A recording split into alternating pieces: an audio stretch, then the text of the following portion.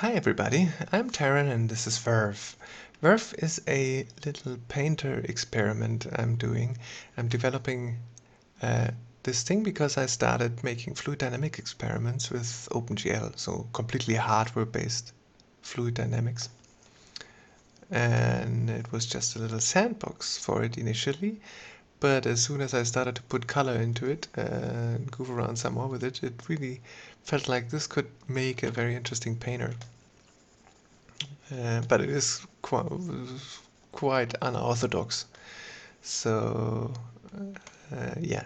Uh, but it's worth playing around with it. You'll see it's quite entertaining.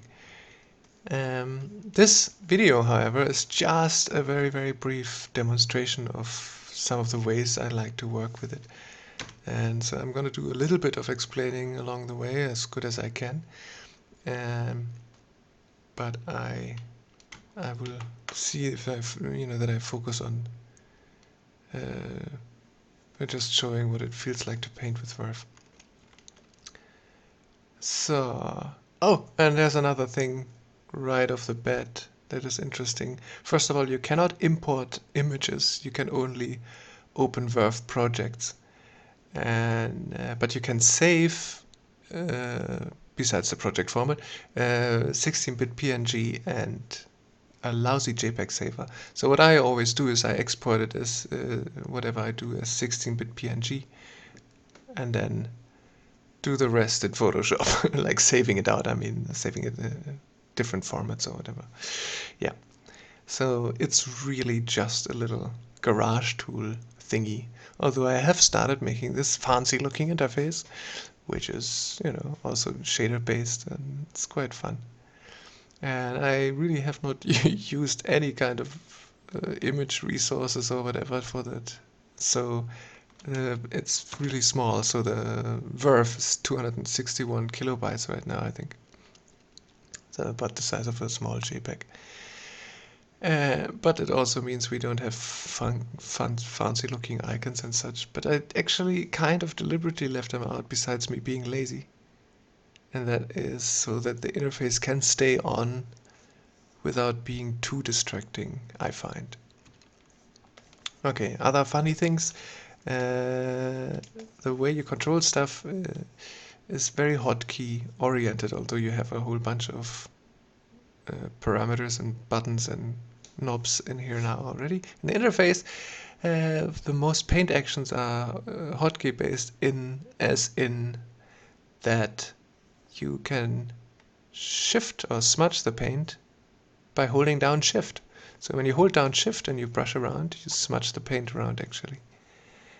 And if you hold down control, you erase the paint. And if you hold down shift and control, then you average.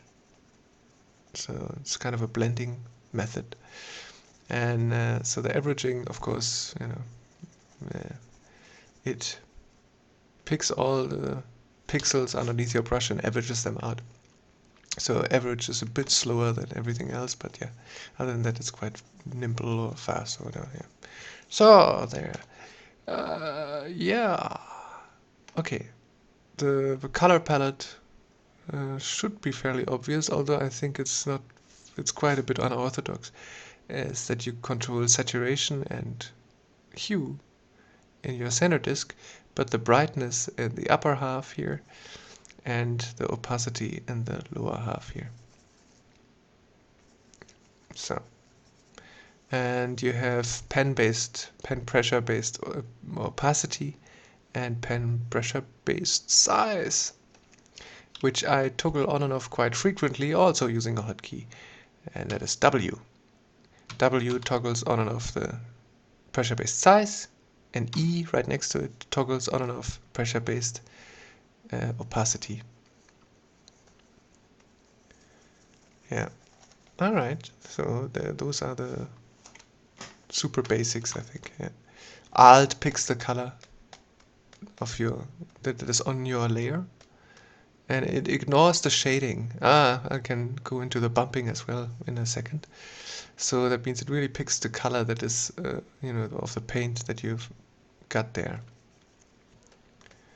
while if you actually hold down, if you pick with Alt and your right mouse button, then it actually picks the color on your display. So it would actually grab, you know, even your specular highlights. There you go. And that is interesting once you work with more than one layer, because the right mouse button will pick a color, that is visible, and left mouse button always just of your currently selected layer and only of the paint. Okay. Yeah, because it's a fluid dynamic sandbox, I have these fluid parameters up here, so you can control the amount of fluidity that you have in there. And if you turn it all the way to 0, of course there are no fluids, but you can still shift the paint around. Alright, and I like to have it on, yeah, roughly 50%. That's the other thing. If you hold down on a knob and you go left and right, the values change rapidly, and if you go up and down, they change slowly. So it's fairly decent to get to exactly what you want, what value you like. Okay, then there's the fluid sharpness. If it's on 100%, then the fluid vectors, the momentum there, that these basically are these vectors, they get they don't get diffused as they propagate into the fluid. So you get very, very sharp fluid effects. Versus if you do put the fluid sharpness on 0, the vectors actually get blurred or diffused as they propagate into the fluid. While the drying is on, it's not as obvious, but if you turn the drying off, then the entire canvas will be fluid. And you can see the effects more drastically. This is with very sharp fluids, and this is with very soft fluids.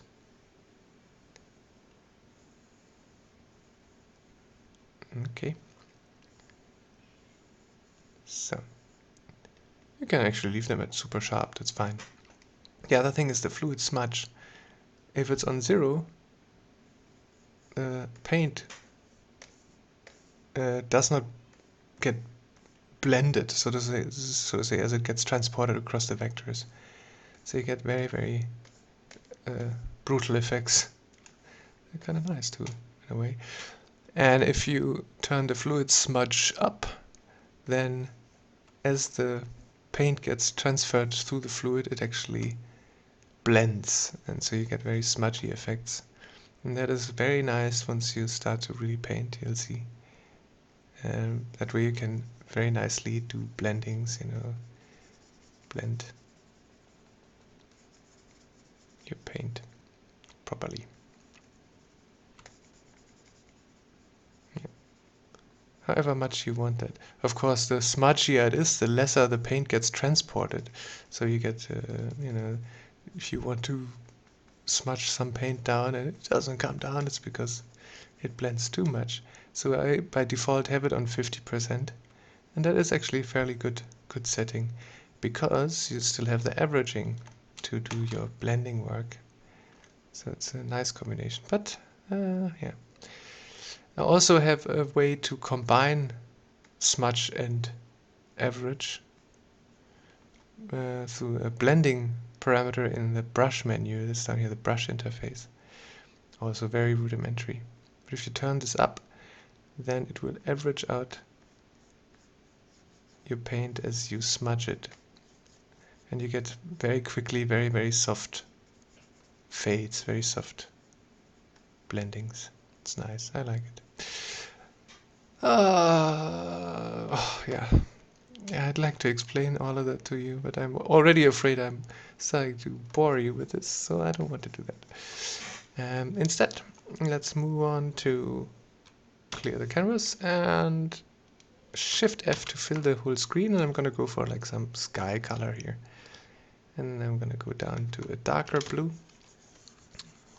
for our zenith. And let me turn the fluid smudge back up here.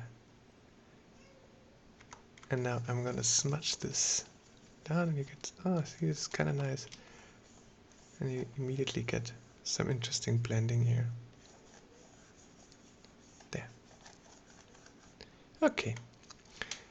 Also, I have various brushes. You can toggle through them with these buttons, but I also have them hooked to the number keys. So number 1 is actually a standard soft brush, as you will know it from other paint apps, of course. And that is nice if you want to get really, really smooth blendings here. Okay. I'd like to make a horizon line, but for the horizon line, if I don't have a reference for a straight line, it's kind of ugly to do it. And so I have a grid. And you can control that grid by hitting Control G, and that way you can edit the grid settings. Hitting G toggles the grid on and off, and Control G toggles the editing on and off. With Alt you can rotate it, and then there are a bunch of very, very wacky things like Shift and mouse wheel controls the lens distortion, because I really wanted a lens distortion in there, so I made it. And Control and mouse wheel controls the focal length. And yeah, but it's a very rudimentary implementation. Of course, you can also move that little reticle around. Not reticle, no, what's that? Just a box. Okay, you can move your grid box around however you like with Control and left mouse button. And Shift and left mouse button, and Alt and Shift and Alt and Control. It's insane. Okay. But I just wanted the horizon line, so there you go. Yeah. So I'm gonna go for a brighter white here for the horizon. I still have that brush on, doesn't matter. Let's make it super soft then. Okay, we get a fluffy sky. We turn off the pressure-based size. I don't like a super fluffy sky here. I think it's kind of dull. I'd rather give it a bit more zest here. Okay. The other thing I found out, which is kind of interesting, is if you use the perspective grid actually,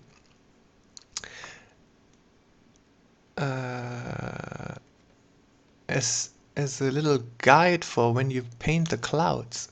It's very, very interesting what happens. It's very, very interesting. So I'm gonna make just some quick cloud painting. Go down with the opacity. Yeah, it's okay. Brightness. And yeah, let's just do some. Oh, size back on. There. Let's do some little cloud stuff here. Some wispy, fluffy clouds. But I'm having the perspective grid on, and it, of course, it naturally then it influences how you lay down the clouds, because you sort of become aware of the perspective. And I don't know, it just has a very neat effect. It immediately gives more depth to how you place the clouds. And I'm being super careless right now, of course. And, yeah. Of course. Naturally. Alright, so. And some streaky flat clouds. Again, just smudge away. There. So. Let's see if I went over the top with that. It's kind of, oh yeah, and you immediately get to see like a bit of perspective here.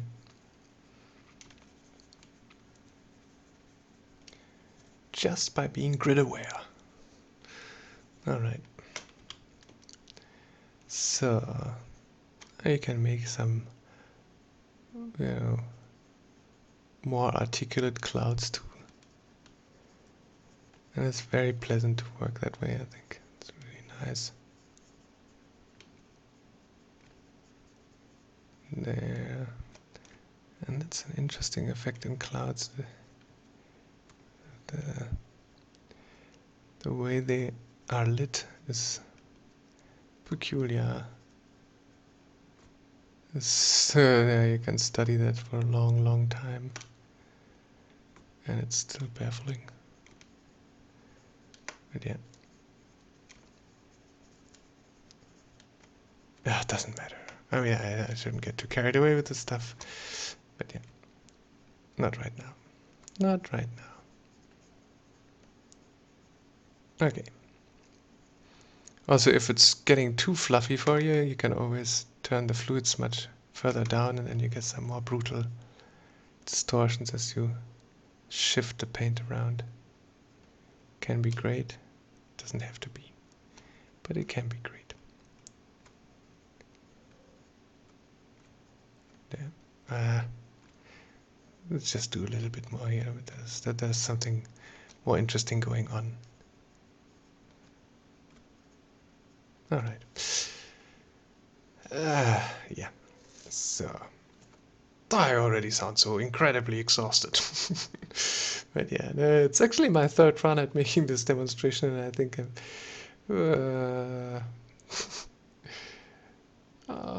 I'm so sad if I can't do justice, to how cool Verve already is. Really, I mean, it's so much fun, but yeah, I mean, alone the fact that you really need a fairly, modern or new machine, that's already a bit troublesome.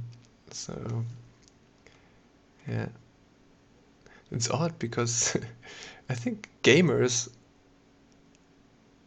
ordinarily they go for the latest hardware and all that kind of stuff, and so they are most likely all set for Verve. But most artists, even like I used to be, we stick with one machine forever. And so we have these 7, 8, 9-year-old computers, and they are hopelessly outgunned by what this tool is asking for by the hardware stuff. Well, it's not even that outlandish. It's a bit of OpenGL for crying out loud. Just a bit of shader language. Oh, how can it be so? Ah well. Oh yeah, I'm being goofy with the cloud. Clouds. Let's do a ground real quick. Just something silly. You know what? Yes. Okay. And average. Huh. Maybe we make a steeper ground. Let's do a really steep ground. Very dark in the foreground here. And then blend back toward our horizon. I'm gonna shift this a bit up here. So the darker we are, the more we are in the foreground. This is basically painting the shadows, the dark areas, for the air atmosphere. So basically the color back here represents the blacks at that distance. So it's one way of going about it, and one very traditional, I suppose by now traditional way for like these concept artists, and they're so incredible. They just do a bunch of this stuff and it looks amazing. Anyway, let's do some mountains in the background. So I just pick the color of where I want to elevate the mountains, and I'm gonna blend that down a little bit as well. Okay. And the more I want to go in the foreground, I just pick the color from the ground where I want to pick the mountain up. There we go, and then we have a little mountain right there. And blend this down. And same again. Maybe let's do like a wicked one there. Wicked mountain. There should be like a little wicked friend of him here in the background.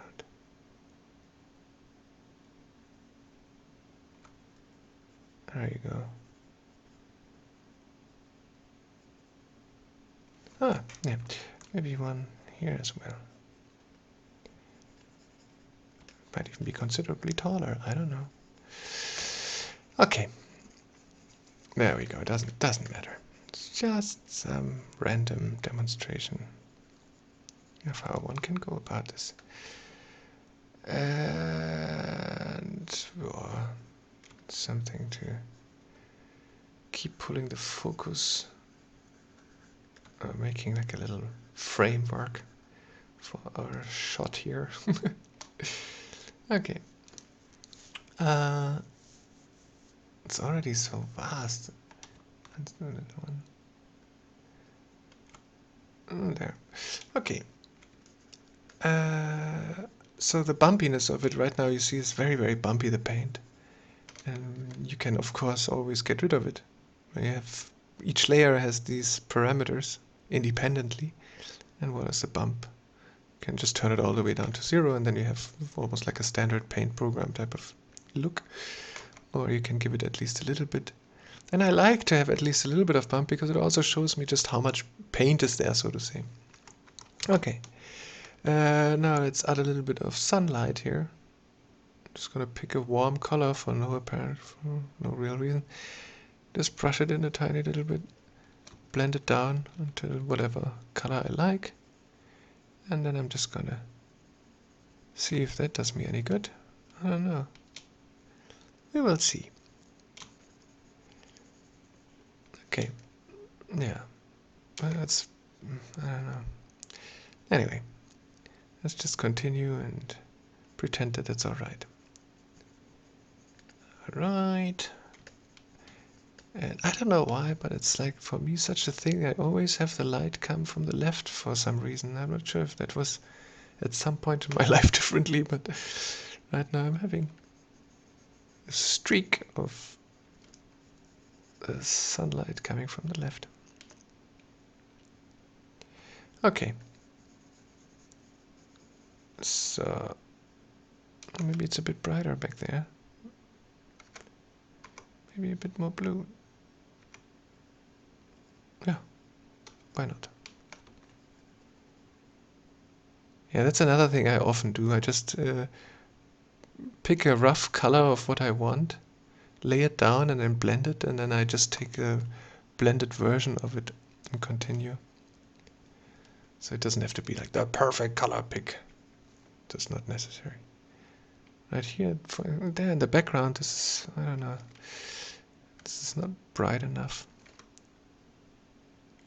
This is too bright, so I'm just going to blend this a little bit, and then there we go. Yo, that does it, I think. And then a few mountains that nobody had ever seen before there. I'm probably going to paint all over this anyway. Doesn't matter. Okay. This one should be lit here as well. And here in the foreground, what are we going to do in the foreground? I don't know. Let's see. I'm going to put a bit of skylight down into the mountain, showing the shadow side a bit more, that there's something going on. Just real quick, just some sloppy blah blah blah blah. Yeah. And you see, I always do the same. I just paint, put the color down, and then just use Shift to just smudge it back down. This is I'm not sure if that's a brilliant method, but it is definitely a quick method, that's for sure. Yeah. Okay. Alright, so yeah. I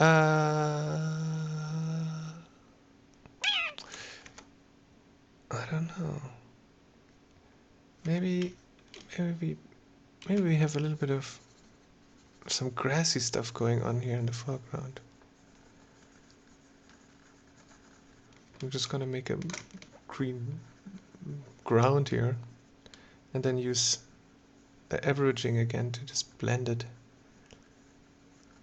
away into the background there. Okay. And then maybe there are some kind of trees. Oh, let's make some smaller trees here on that mountain. I'm gonna use a very, very cool brush for that, brush number 4. That is a brush that responds to your pen's tilt,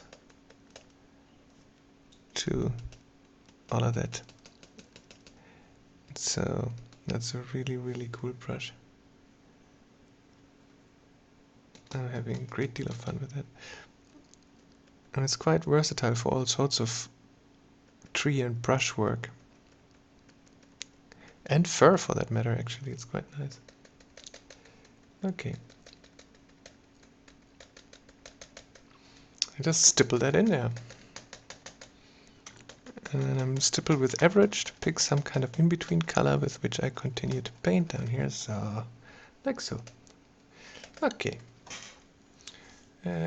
Yeah. What I'm gonna do now is I say this is the background, and I'm gonna make another layer. And that layer I use to... Actually, I make this additive. I have layer modes here, multiply, straight, additive. And now we're gonna bring in the sun.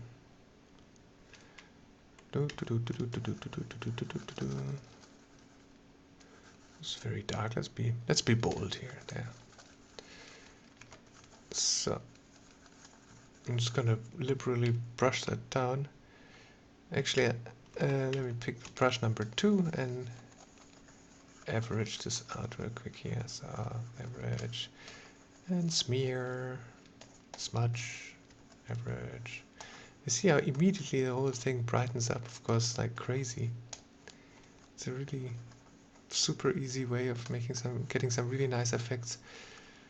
And also, this is of course automatically this is the color of the sun, imagined sun for that matter.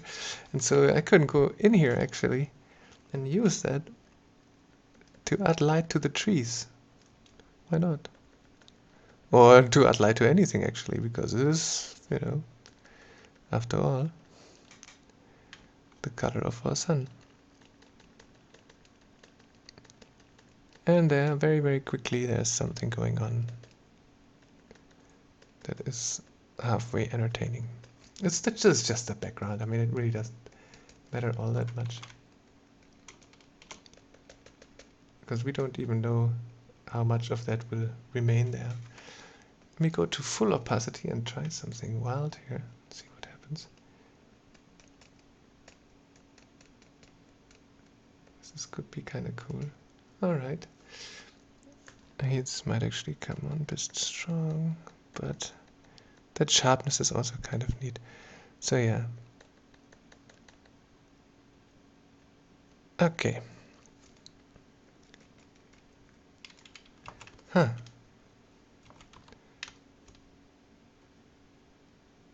I don't know.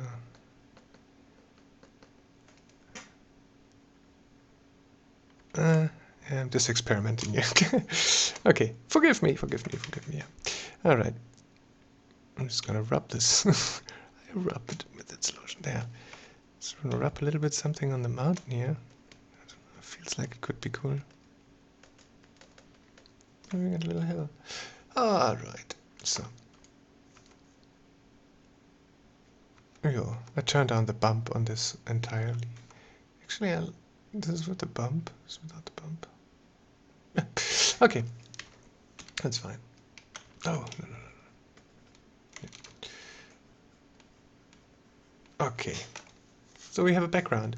Now I can add yet another layer and turn this to the normal mode again. And now we can add stuff into the foreground. What are we going to add to the foreground? Well, I suppose a tree. This is a very silly tree. There. Let's do a different kind of silly tree. There. Okay. Oh. Alright.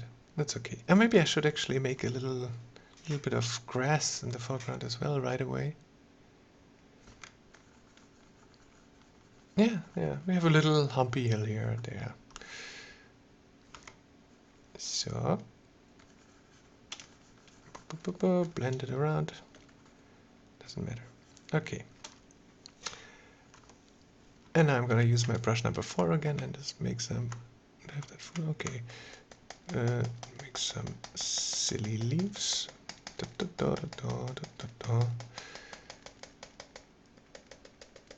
Okay. Now that brown was a bit bright. A bit saturated too. That doesn't matter. Terrible. I'm terrible. Okay. I'm saying it doesn't matter. And in reality, I'm like deeply, deeply ashamed. This is not making it any better. Okay. So, a bit of whatever, barky stuff. Doesn't matter down here, because I'm going to add some bushes to hide my mess. But let's make the leaves a bit more interesting right away. And just bush number 4, let's make it, oh, there.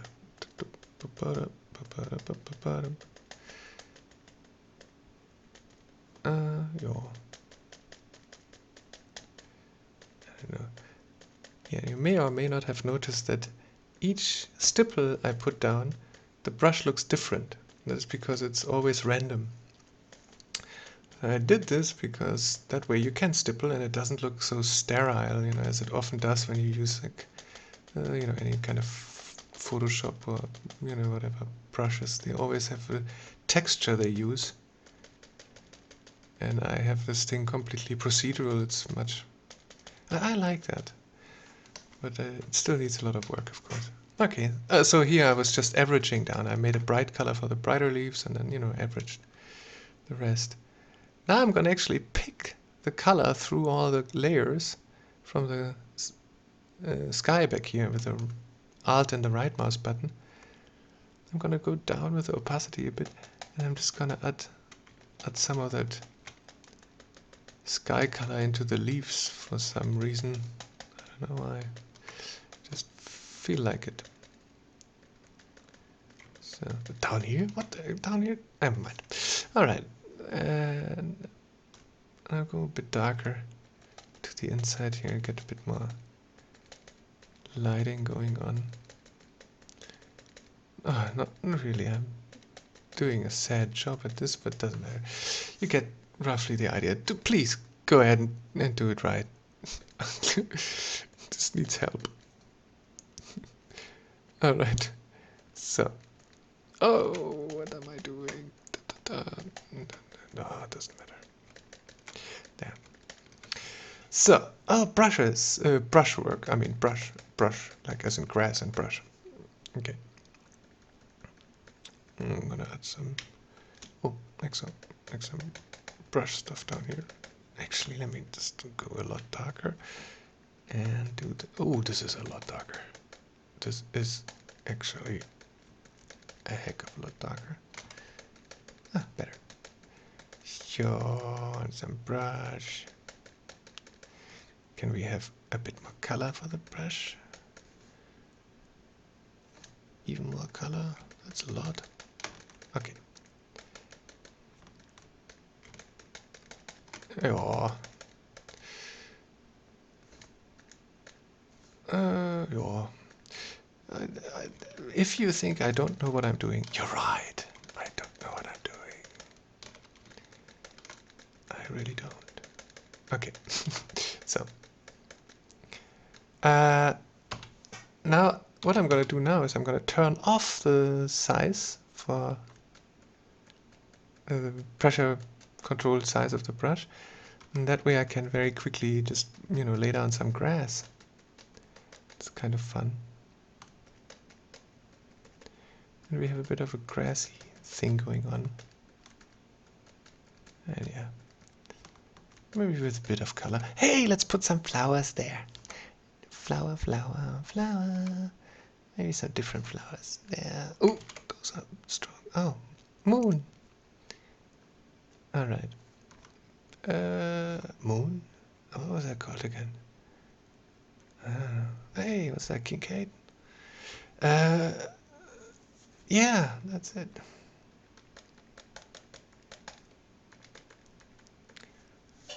Yeah. This is how you can very, very quickly make, you know, a little sort of landscape here. And of course you can control the opacity as it's expectable. Amount of bump, or dramatic bump for the foreground tree. We turn the glossiness down. Well, I like that somehow. I don't know why, I just do. I kind of like that. All right. Yeah. So yeah, that is Verve at its present state and some of the features used. There's still a whole bunch of other things that I did not mention. Actually, no, there are just a bunch of other things I didn't mention, but yeah. So you get the idea, I hope, and kind of, how fun and simple it is to make, these kind of paintings there. I don't know if you like that. Yeah. And you can, of course, go crazy and, add more and more stuff to it if you wanted to. Yes. Oh, yeah. Yeah, that's it. Oh, I mentioned that it's free, right? Because it's just a little experiment. And I mentioned where you get it? No? On my website, www.taron.de. Taron.de, and if you scroll down to the bottom of the page, you will find a link to the Verve Development Forum. You do not have to register to download it and look at or look at the gallery, but I'd love to see you register. I mean, to see that there's somebody else who can run it too, and just to get a bit of motivation from seeing your artwork there, and that you care. If you care, then I can feel even more driven to improve all of this a bit sooner. It's just a hobby for me, but yeah. So yeah, labor of love. I'd love to see you join the madness. And you can do everything and not just making funny little landscapes, but any abstract stuff it's so much fun. And with the mirror modes, you can do so much crazy things. And yeah. Um, yeah, that's all. See you soon, I hope. Bye.